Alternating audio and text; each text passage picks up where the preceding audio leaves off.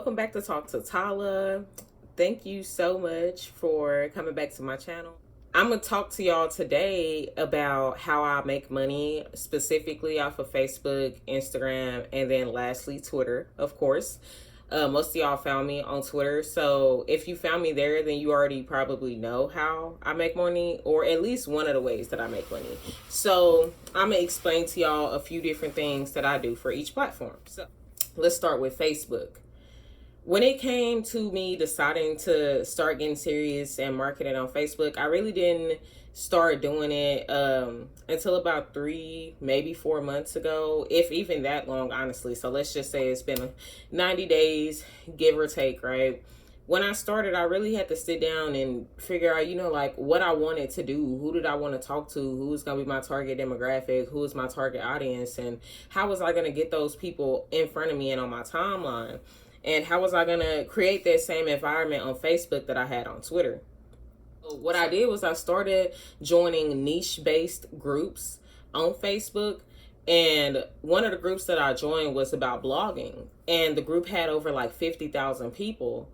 And instead of me, going in the group and just like trying to sell my services to people, I never tried to sell anything to anybody. I would just, drop my gems, drop my successes, talk about, like how much money I made that day, explaining to people what micro blogging is versus like actual blogging on a website, explaining to people how I use social media to drive traffic to my blog. Because if you've ever joined a blogging group, then a lot of people focus on SEO. I do use SEO, and I do get maybe like 10% of my traffic every month from SEO and Google and stuff like that. But the majority of my traffic comes from social media and comes from me just, creating content for free. So that's what I started going into those blogging groups and teaching people. I started teaching them the concept of creating shorter versions of your blogs to share on social media that would then drive that traffic back to your actual blog. How to get people on social media to even click on your links. Like, it's not enough to just get on social media and say, hey, I wrote a new blog post. Here's a link. Go check it out. It's not enough to say that. You have to compel people to click on your post. And you do that by creating a strong call to action. So an example that I oftentimes use is, let's say I wrote a 10-tip blog post, right? Then I might go on Twitter and I'll write like a 5-tip mini thread. And I'll be like, if you want to see more on this, check out this blog post that also has 5 additional tips and explains these tips in detail. Generally that works pretty well. And also within those mini threads on Twitter, I'll promote myself. When it comes to Facebook, I have to do it differently just because Facebook is more about copy and I can't post as much on Facebook as I can on Twitter. So when I'm doing it on Facebook, instead of saying, hey, I just dropped a new blog post, check this out, I'll be like, hey, a lot of y'all have been DMing me and asking me about XYZ. I wanted to take the time to compile all those answers from every single time I answer someone and turn it into a blog post. If you've been struggling with converting clients, then check out this post I made about how to grow your social media following with the right community.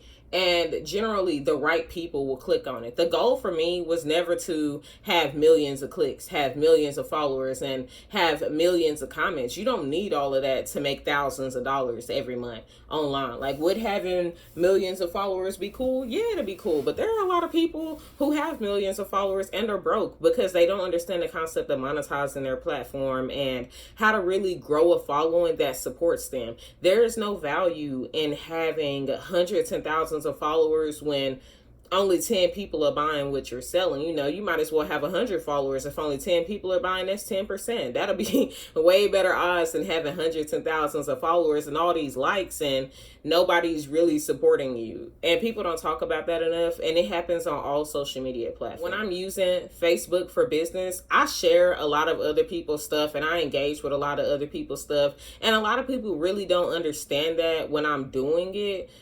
People always ask me, like, why are you always sharing so many people's stuff? And I'm just like, it doesn't dim my light to help them shine and to help them get noticed, to help them get clients. And eventually, they'll be like, wow, she always shares my stuff.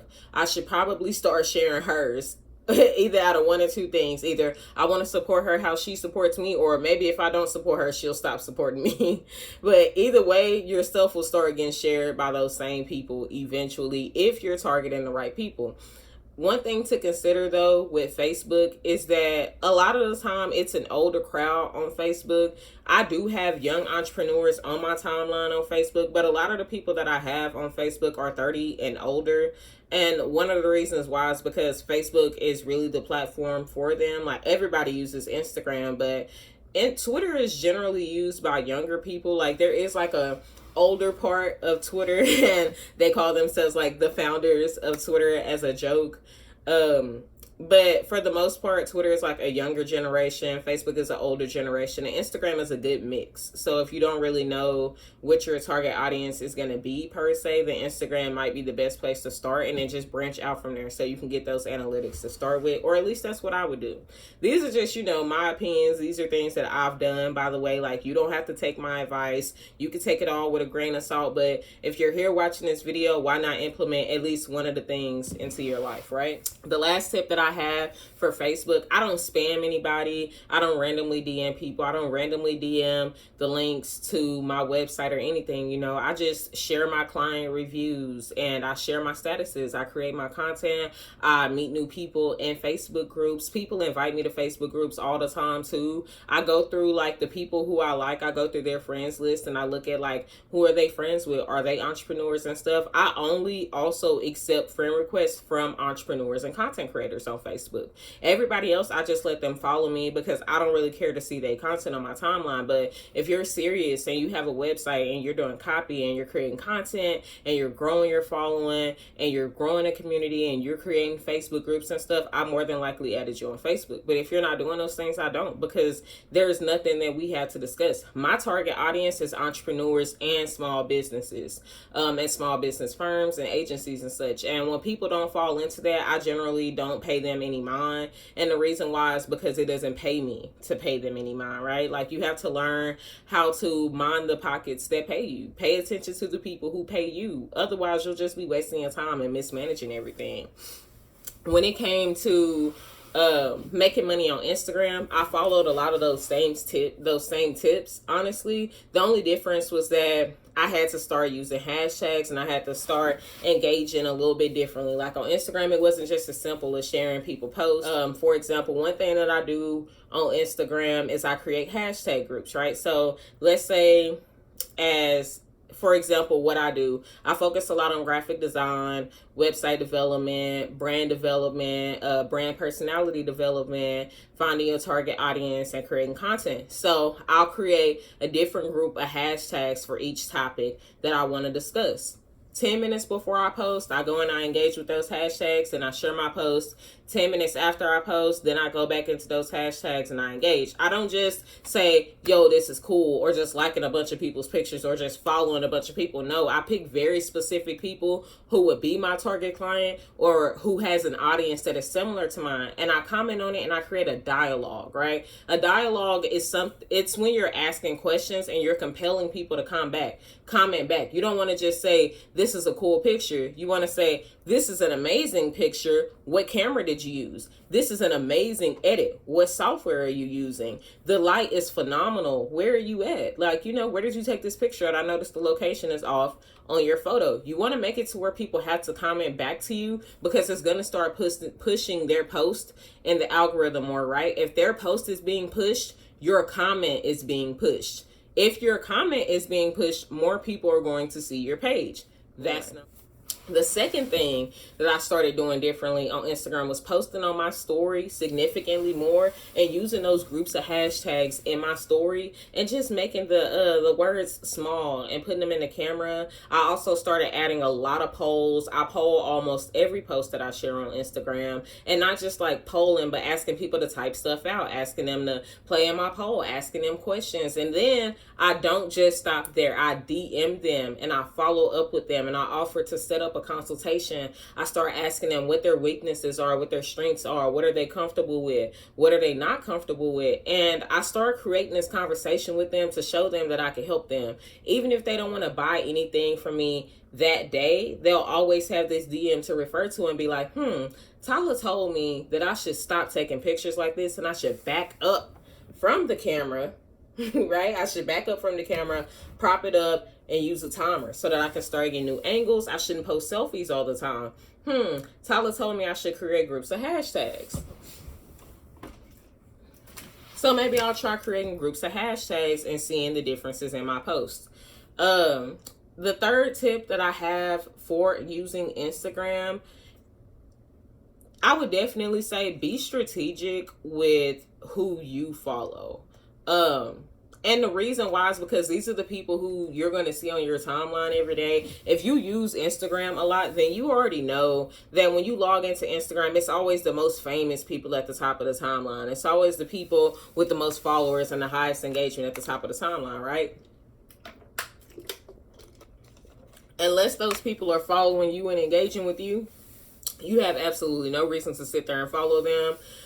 Yes, it is good to see, content that inspires you and such, but at the end of the day, why are you wasting time engaging with people who don't give that back to you? Like, yes, we all love celebrities, but you don't have to follow them to engage with their content. And the reason why I personally avoid following celebrities is because when I followed a bunch of celebrities, I did love the content and I love what they shared and I love seeing updates about their life. But at the same time, it drowned out everybody else on my timeline. Like if I follow 10 small entrepreneurs, but I follow 3 celebrities, the only people I'm gonna see on my page are those 3 celebrities for like at least the first 5 or 6 posts. And it always makes me click on their page and completely veer away and miss the opportunities from seeing what other people post. I also avoid following a ton of influencers or people who overly filter photos or people who give out bad advice and people who generally just don't post content that I want to reshare with my audience and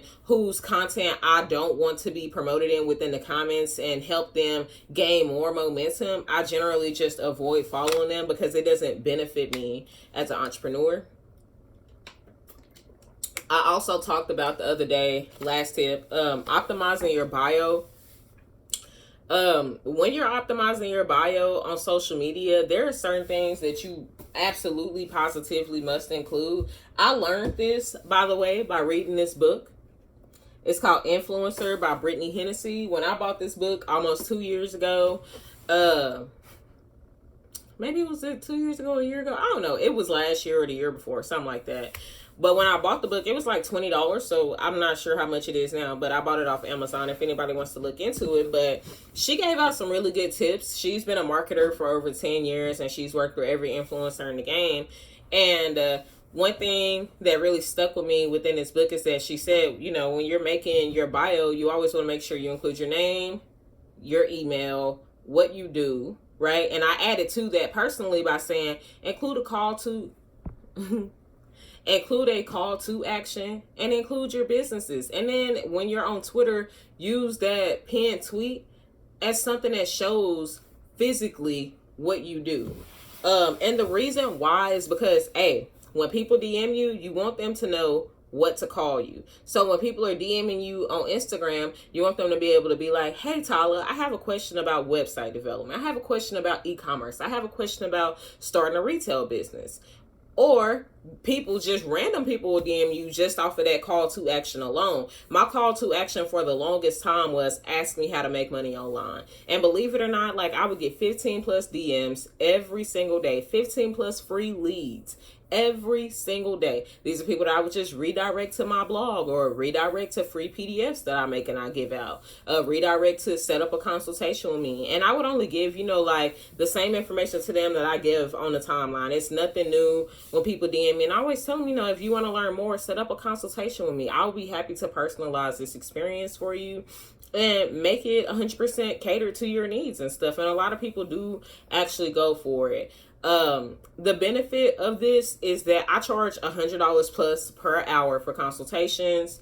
And when I'm doing consultations, I do worksheets with my clients. We do all type of stuff together on the phone. It's not just like us sitting there talking. And we also take notes together, and I'll send them my notes. If they want me to, I'll record the call for them as well.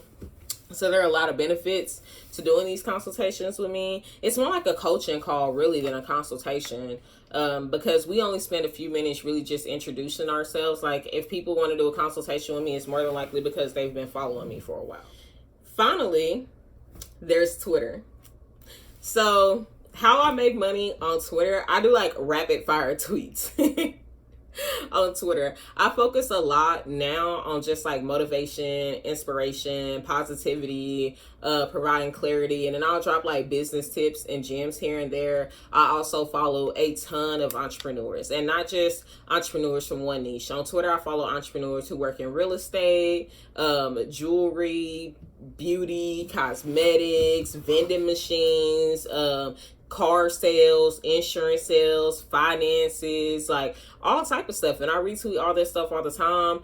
Just depending on, if I don't feel inspired that day, I'll look at the timeline and see what those entrepreneurs are talking about. And I might pick a topic that's similar to theirs. That way, when I'm sharing my content, it'll be in line with everything that I've already retweeted and shared for that day. Anyway, that's another thing too. When I'm creating content for Twitter, I do sit down and pre-write. You don't have to necessarily write out 100% every single thing that you want to say, but I do suggest sitting down and at least making a content calendar and picking different topics that you want to discuss for the day. And then just, making a list of keywords that you can go and search and find conversations to be a part of. When I was growing my Twitter following, I was literally making it a habit to use these keyword research lists. And I was trying to connect with and talk to anywhere from 10 to 30 people per day. And by doing that, I grew my following to over 12,000 people who actually talk to me, who engage with me, who share my content, and most importantly, buy my services. That's the important part, right? That's how I grew my following. Honestly, it's just talking to people. And people always think that I have like this magic formula or the secret Krabby Patty formula for growing your following on Twitter. And I don't honestly think anybody does. It's just a combination of talking to the right people, being a part of the right conversations, going viral in comments, a plethora of times, honestly, and engaging with the right people, following the right people, sharing the right content based on trends, actually doing research, not just creating the content that you want to create, but actually doing research to see what your audience is struggling with. What are their needs? What do they need from you specifically? How can you add value to their lives? The third tip that I have for how I make money on Twitter, I think about what my ideal clients' goals are. And I think about where they are right now, and I create content that helps them fill the gap, right? So if my ideal client is someone who already owns a business, preferably e-commerce, then they likely have a website, right? This is where they are right now. They likely have a website. They likely have a product. They likely have everything set up. The goal for them is to make X amount of money. So I like to target people who are, for this part, who are generally in the beginning stages. Like they might be like a year or so into it, maybe 2 years into it. I've worked with entrepreneurs who are like 5+ years into it and never really had a reason to build a website until after COVID. So it really just depends, like on where they feel like they are in their business. But for them, the goal is to make X amount of money. And here they are at the beginning with a website and products and some clients. So what do they need to do? If I want to help them close the goal gap, then I'm going to do 3 things. Help them generate leads, help them grow their accounts to increase engagement, and help them grow an email list. So then what do? I offer 2 to 3 services that can appeal to each of those, right? And since I know who I'm targeting, I know how much money they make, and I know how much they can afford, and I know how much they're used to investing to. So most of my services are a minimum of $200 to $300. And the reason why is because when you charge more, you can do significantly less work. When you're offering things of value, people also don't mind paying more for what you're offering. I know people who do what I do and they charge 3 times as much as what I charge, but I also think that it's because they have more experience than I do.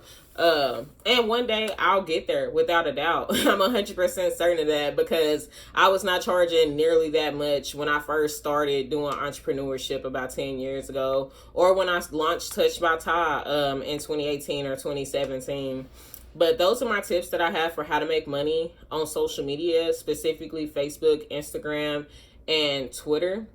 Of course, there are more tips, but the main thing is just making sure you get an engaged audience who needs your products and who's actually interested in your products. Stop trying to sell stuff to people who don't need it. Stop trying to sell stuff to people who are not looking for it. There's a whole world of people out there who are already actively searching online for the products that you offer. All you have to do is find them. Find them by joining those Facebook groups. Find them by creating your hashtag groups. Find them by creating your SEO list and your keyword search list for Twitter, and start being a part of those conversations that they're having. Start listening to their pain points and start trying to solve their problems, and you'll start making money online. It's not as complicated as we think it is. It just takes a lot more time than we think it will. Make sure you hit that like button, subscribe, turn on the notification bell, comment down below if you enjoyed this video, if you thought it was insightful, if you thought it was helpful. Make sure you follow me on Twitter at Touched by Ty. Make sure you link with me on Facebook and Instagram and all that good stuff. I'll drop all those links down in the comments below. So thank you for watching this video. I really appreciate you coming back to Talk to Tyler. I'll see y'all next time.